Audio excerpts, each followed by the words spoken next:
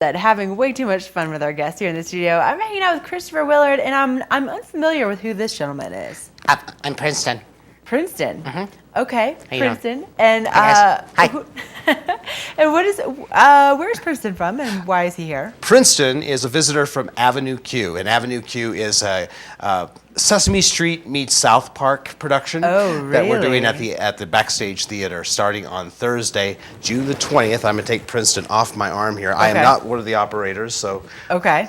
But you can come and see the actual operator. A little preview. Okay, now tell us about Avenue Q. So it's a mix between South Park and Sesame Street. That's how they describe it. Yeah, exactly. That's quite the mix. The writers, Robert Lopez and Jeff Marks and Jeff Whitty, actually Marks and Lopez were the creators of it. They had the original idea, wanted to do something with Muppets. And so they wrote a version of Hamlet with starring Kermit the Frog, and they were trying to get it off the ground and sell it to TV, and nothing happened. But then they were told by a producer friend of theirs that they should probably try to, they love the Sesame Street idea, but maybe roll that into something for Broadway. So they came up with the idea of what would it be like to see the characters from Sesame Street or similar iconic characters from Sesame Street as 20-somethings. And what happens when the Sesame Street kids grow up to a certain age and realize that life is not as idyllic as Sesame Street kind of tells you, that not everyone is as special as Sesame Street tells you, and that there are real-life issues that you have to tackle whenever you graduate from Sesame Street and grow up and move out.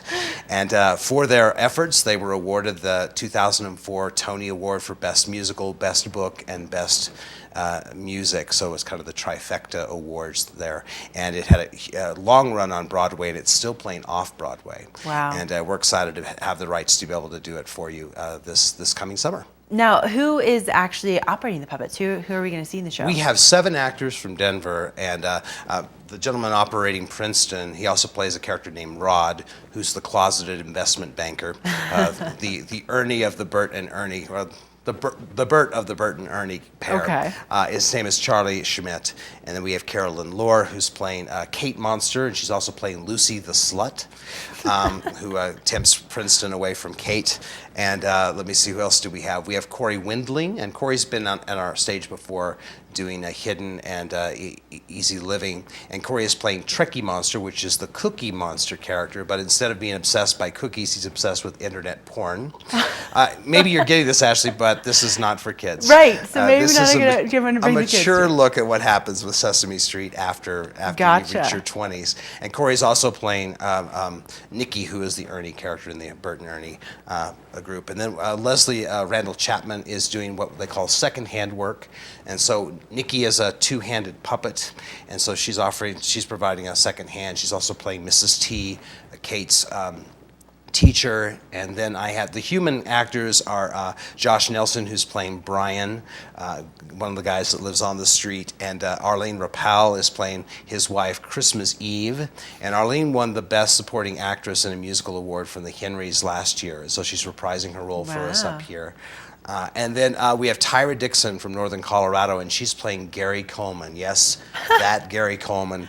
Really? And yes, Gary Coleman. The writers said, well, they wanted to find some representative of a person who peaked in their early years, and then it's all downhill from there. So Gary Coleman came to mind. Okay. And so Gary Coleman is in the show, and he's the superintendent at Avenue Q. Oh my God. And that's the cast. It's a lot of fun. It's fast. It's funny. The music is at times incredibly ridiculous and outrageous, and then it'll turn around and give you a nice, tender little love song.